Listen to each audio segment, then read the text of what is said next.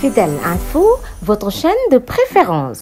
damay nuyu mbooloo mi yëpp di nuyu waa mouvement MVS di nuyu Binta sama doomu ndey bi ma àndal Aïcha la grande dame ñoo ngi lay nuyu di nuyu Soxna Diarra vraiment travail bi rafet na gis nañu lépp macha allah donc di nuyu Khady Diouf sama doomu ndey maa ngi lay nuyu sànq gisuma la woon maa ngi lay nuyu bu baax ah du ma def lu dul jaar fi gars yi jaaroon nag sànq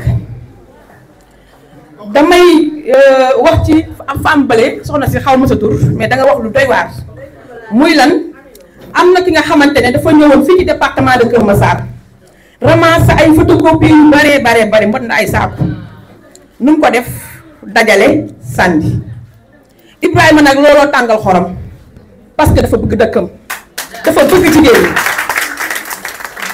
ñi nit nag loo wax def ko yombut te moom mii lu mu wax def ko ñu commencé sànq ci ñoom ak Lat Diop monsieur le ministre ñoom ñaar seen diggante boo ci wax fi ngay fanaan ndax Lat Diop da koo teg place waaye kat moo DG Ibrahima Ndiaye da koo teg place Lat Diop lay tiitaroo moom lay sagoo waaye nag ñi ngi wax ci emploi yi nga xamante ne yaa ngi ko dugal dans le département de Kër Massar LONASE la njëkkee li nga dugal dans le département de Kër Massar LONASE la njëkkee nga jóge LONASE ñëw ci financement première phase nga jóge waat foofu jëlaat ay ndawu Kër Massar ñuy liggéey donc yow bu ñuy wax si yow wax dëgg yàlla suñu xool day fees Ibrahima Ndiaye di wax ne nag ci financement yi nga xamante ne ñu ngi koy dëgmal nga la ku ci jël ku nekk na nga xam fay nag kuréel bi ma jiite muy jeunesse féminine département de Kër Massar ñi ngi yow tey ñi ngi yow ëllëg ñi ngi sa ginnaaw nag ci bépp boor te pare nañ pour ànd ak yow nag fépp foo ni woo merci beaucoup. ndax di topp nit ci lu ko neex déedéet bu ma gisul woon sama intérêt wala sama njariñ du ma topp ci ginnaawam bu dëgg dee dëgg rek nit ku nekk sa njariñ fi mu nekk loolu ngay xool fu sa njariñ nekkul defe naa ne defoo fa dara dëgg nekkul loolu laa amoon ci lu may wax yéen jigéen ñi góorgóorlu leen bu baax gis nga lii deuxième vague bi yéen a ko war a mën a dooleel ba mu nekk troisième ñu dem ci quatrième jóge ci quatrième dem ci cinquième bu dul yéen du am parce que ñun dañoo góorgóorlu pour yéen ngeen dugg yéen tamit war ngeen a góorgóorlu pour ñeneen dugg man loolu laa am ci lu ma leen di conseiller te jigéen bu nekk nag war ngaa am looy bañ waaw fay bi moom mettiwul vraiment merci beaucoup. man maa ngi tudd Moussa Diallo nekk ndaw di liggéey ci banque bu ñuy ne UMSEC banque bi nag moo ngi tudd UMSEC lu tax U bi jiitu mooy union des institutions mutualistes communautaires d'épargne et de crédit banque bu nga xam ne système SFD la système de la microfinance comme les crédits mutuels les PAMECAS les BOBOC les ACET et autres mais banque bu nekk dafa am spécialité woo banque bu nekk dafa am politique de crédit woo banque bu nekk dafa am réalité woo parce que avant ñuy xam Ibrahima Ndiaye c'est par le biais de sa maman mère Khady Diop bu ñuy def ay financement au niveau ci GIE Diatta ci Assom Diatta depuis qu'on a collaboré avec elle mais moom c'est par son biais bu mu ñëwee on a financé 46 millions c'est-à-dire 46 groupes de femmes 460 femmes avec des financements à raison de 1 million par groupement de 10 femmes. Actuellement l'évaluation est bonne jël bor di nga ko fay parce que am na ay conditions yi parce que nous on a un partenariat avec la gendarmerie, on a un partenariat avec la police nationale. Wa Ndiaye Ibrahima responsable Benno Bokk Yaakaar Kër Massar, en même temps conseiller spécial du directeur général de la LONASE. Donc je voudrais avant tout d'abord féliciter la population du département de Kër Massar. Aujourd'hui, nous avons convoqué une réunion d'information parce que il y avait de cela quelques mois, nous avions tenu ici une rencontre avec les femmes du département de Kër Massar et particulièrement de la commune de Jaxaay pour lancer la première phase du financement des femmes. Et nous avions financé pratiquement 46 groupements. Et je profite de cette occasion pour remercier et féliciter notre partenaire. Nous avons la chance d'avoir comme partenaire IMSEC qui nous a accompagnés et qui a accompagné les femmes du département de Keur Massar. La première phase s'est bien déroulée. Aujourd'hui, nous sommes sur le point de lancer la deuxième phase après la réception du chèque de 100 millions des mains du directeur général de IMSEC. Il a vu véritablement le travail effectué par les femmes, le remboursement des femmes qui s'est effectué d'une manière très normale.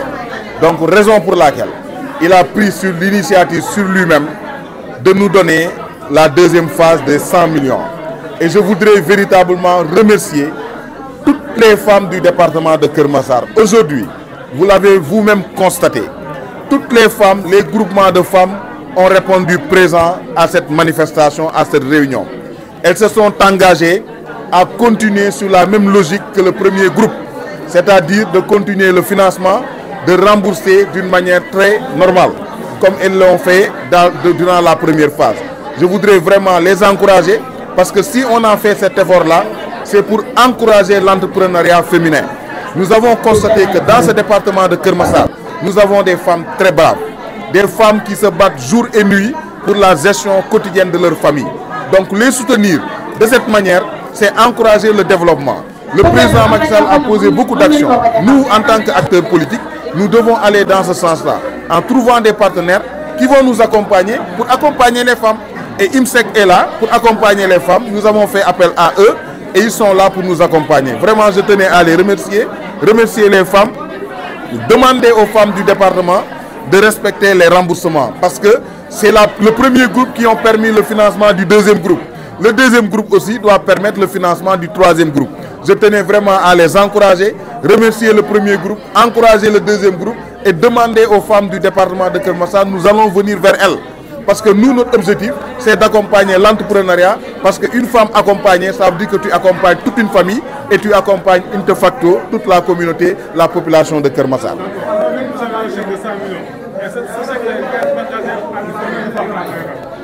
Oui, quand on parle de 100 millions, c'est-à-dire chaque groupement aura 1 million. Donc ça veut dire que nous devons financer 100 groupements. Et déjà, nous avons financé 46 groupements. Donc nous allons continuer dans cette logique. Et je pense qu'avec IMSEC, il n'y a pas de limite. Parce qu'ils ont l'ambition. Ils ont ce vouloir aussi de pouvoir accompagner toutes les femmes du département de Keur Massar. Si on continue à rembourser, on peut aller jusqu'à 300, 400 millions pour l'année 2024. Et je pense que c'est ça l'objectif. Et bientôt, Inch'Allah, le directeur général de IMSEC va venir à Jaxaay ou bien dans le département de Keur Massar pour un grand sargal. Parce que l'année passée, IMSEC a accompagné beaucoup de femmes du département de Keur Massar. Et cette année aussi, il a pris l'engagement sur lui-même de nous donner encore un autre chèque de 100 millions. Ça veut dire que nous voulons véritablement lui organiser un grand sargal pour lui témoigner notre satisfaction, pour lui dire que les femmes du département de Keur Massar lui disent merci. D'accord. Alors, vous êtes un homme politique, vous êtes basé à Jaxaay. Vous avez commencé votre placement par Jaxaay. Maintenant, on est au niveau départemental. Est-ce que vous avez l'ambition d'aller un peu plus loin dans les régions? Vous savez, nous, notre logique, c'est de poser des actions politiques, d'accompagner les jeunes, d'accompagner les femmes. Parce que maintenant, la politique, c'est l'action sur le terrain. La présence, l'accompagnement, il faut être utile aux gens.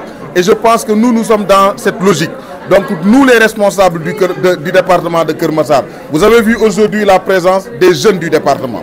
Vous avez vu aujourd'hui la présence des femmes, des vrais responsables du département. La jeunesse féminine est là, mon mouvement est là. Il y a tous les responsables pratiquement qui sont là pour accompagner véritablement l'action politique sur le terrain. Et si nous voulons que les gens nous suivent, il faut les accompagner. Et nous, notre politique, c'est comme ça. Nous ne l'avons pas commencé aujourd'hui. Si vous vous renseignez, on a accompagné les jeunes, on a accompagné les femmes. Vous avez vu aussi les handicapés. Nous les avions accompagnés. Et nous, c'est l'action que nous posons quotidiennement. Les jeunes, les femmes, toutes les couches de la société. Il faut que les gens descendent sur le terrain, soient présents devant la population pour qu'en retour, cette population puisse voter pour nous. Et je pense que nous, on est dans cette logique. Comme aujourd'hui, il y a IMSEC qui est là, qui est non politique. Donc nous voulons juste poser une action non politique, c'est-à-dire pour que la population de Keur Massar sache que nous sommes là pour que vraiment l'action sociale soit présente sur le terrain. Alors, deuxième, nous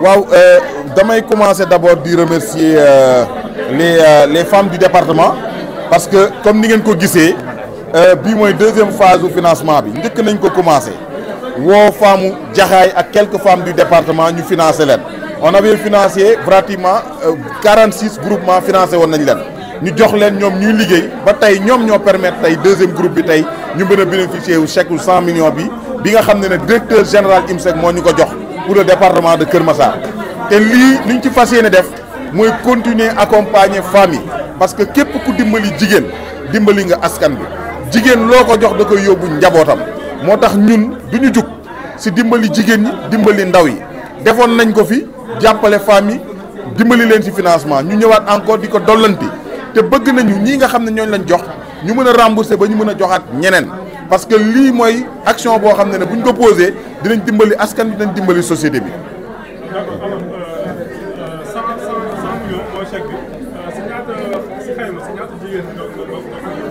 waaw boo xoolee 100 millions mooy da ngay am 100 groupements de femmes te gis nañu mbootaay yi ñoom dañuy dem des fois ba ay centaines de femmes donc boo si laalee kenn dafa mel ni laal nga ñëpp tey IMSEC njëkk na joxe 46 millions yoo xam ne joxoon na ko 46 groupements mu ñëwaat joxe 100 millions pour 100 groupements lii day wane ne IMSEC mu ngi si liggéey boobu noonu te bu ñu jugee si lii ñun fas yéene wuñ yem 2023 si 100 millions yi parce que gis nañu femmes yi ambition bu ñu am kuy fay ñu joxaat la te femmes yi Kër Massar ñu ngi fay donc gisuma raison boo xam ne IMSEC war na mën a créer frontière je pense que loolu sax mooy vision wu IMSEC ñu dem ba 300 millions 400 millions pour le département de Kër Massar parce que loolu bu ñu ko defee gëm nañ ne dinañ dimbali askan bi gëm nañ ne dinañ dimbali ndaw yi ndax li ma wax léegi jigéen ku ko jàppale nga société bi te léegi notre manière de faire de la politique mooy nga impacter société bi boo dimbalee ndaw yi dimbali jeunes yi dimbali jigéen ñi ëllëg boo leen woowee si loo leen munti woo dañ lay wuyu et je pense que j'invite tous les responsables yi nga xam ne ñu ngi département de Kër Massar ñu œuvrer dans le social et l'accompagnement des femmes parce que jigéen ñi boo leen dimbalee ak ndaw yi def nañ ko aussi ak handicapés yi loolu bu ñu koy def ëllëg boo leen woowee si lépp lu ñu munti doon dinañ la fekk si.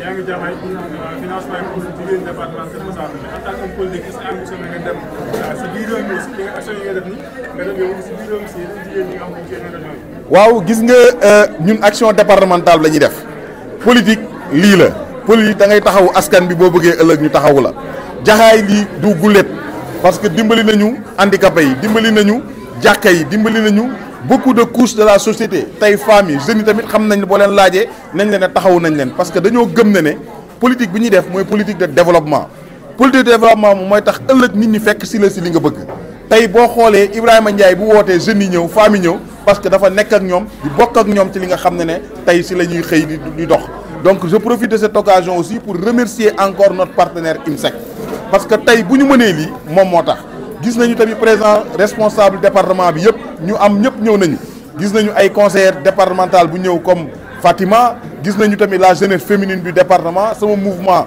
ñoom tamit gis nañu taxawaay bi ak beaucoup de responsables dans les différentes communes du département ñëw nañu tey financement bi dañoo touché commune 6 communes département bi yëpp parce que dañoo bëgg ratisser large pour que nit ñi mën a gis seen njëriñ ëllëg bu ñu leen woowee si li nga xam ne moom la ñu bëgg ñu mën ñu ci fekk si te je pense que lii la léegi responsable bu nekk war a def pour mën a jege askan bi.